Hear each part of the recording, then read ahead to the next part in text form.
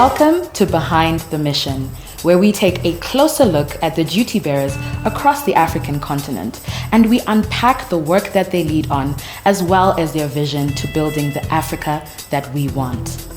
Welcome to the Behind the Mission pop-up edition. Now, as you know, my name is Janice Kumalo, and I'm from the African Union Commission. And here today at the Behind the Mission interviews, we're taking a deeper look at the duty bearers as well as the work that they lead on and their vision towards an Africa that is reliant and people-driven.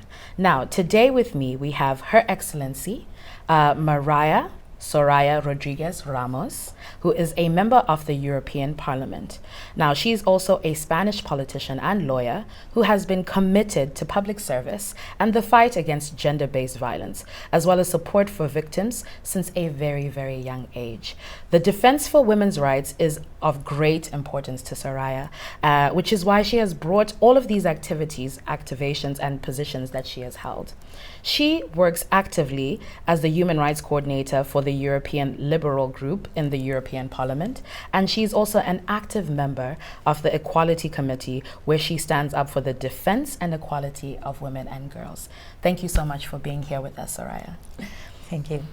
So I'm going to start with a very, very brief question. So you wrote a book called Mujeres al Frente, which includes profiles of different female members of parliamentary alliances from different regions in the world. The project shares the goals of highlighting the role of women at the forefront. What would you say is the importance of giving a voice and a narrative as an opportunity for women to tell their stories? Thank you very much. I am happy to be here. It is very important.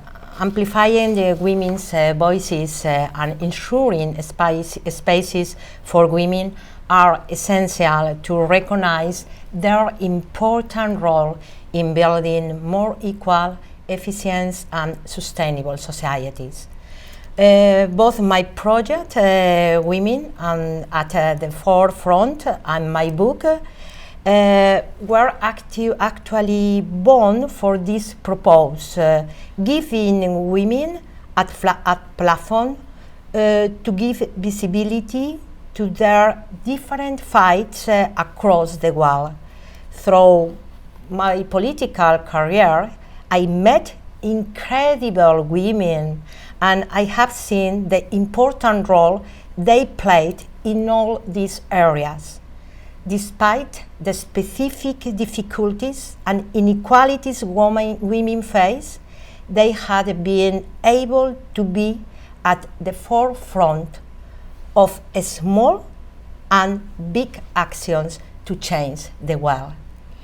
Thank you so much for that. And it's so important that being here, and as you mentioned, we are currently at the African Union office within New York, and this is on the margins of the CSW 67. What better space to speak about showcasing women's narratives and their stories, and you did so brilliantly in your book.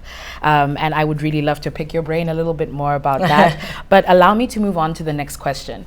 So this year, the Maputo Protocol, one of the most comprehensive instruments on the rights of women, turns a very big 20.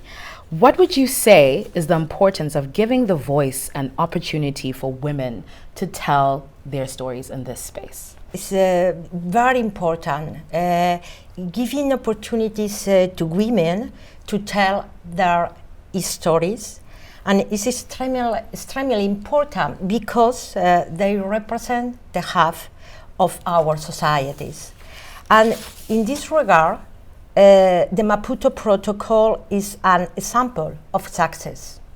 It is one of the most ratified instruments within the African Union, with 42 states having already ratified it. But we need now, in my opinion, the focus on the implementation of the protocol. In this sense, I think there are many opportunities for cooperation between the European Union and the African Union.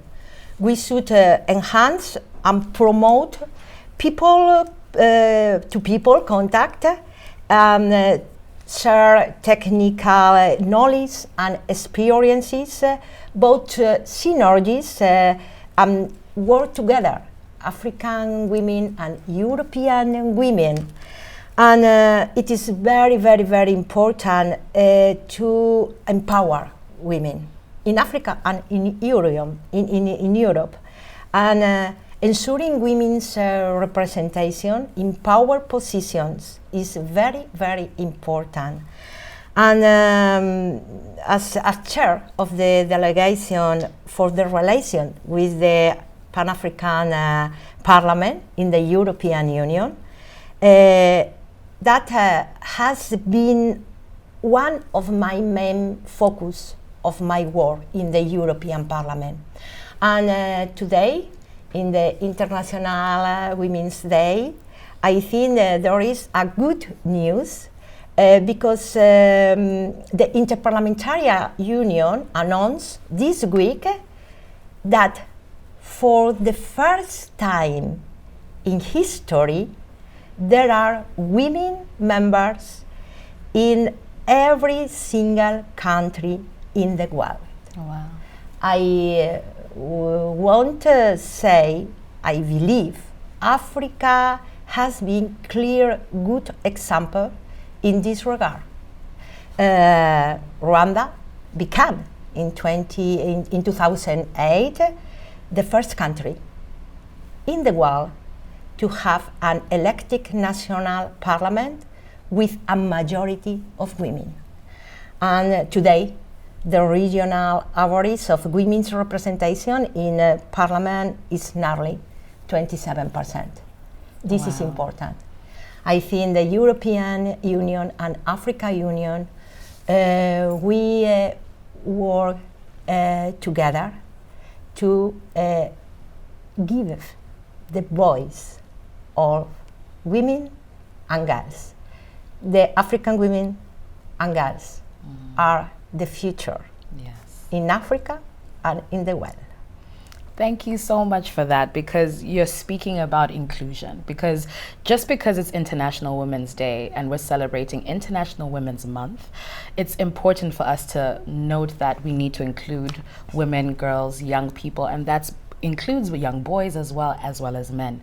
But I think it's really great that you've given us so many statistics and all of this information that is country specific, but also the importance of shared value partnership between the African Union and the EU. And that is the message that we're going to take forward today.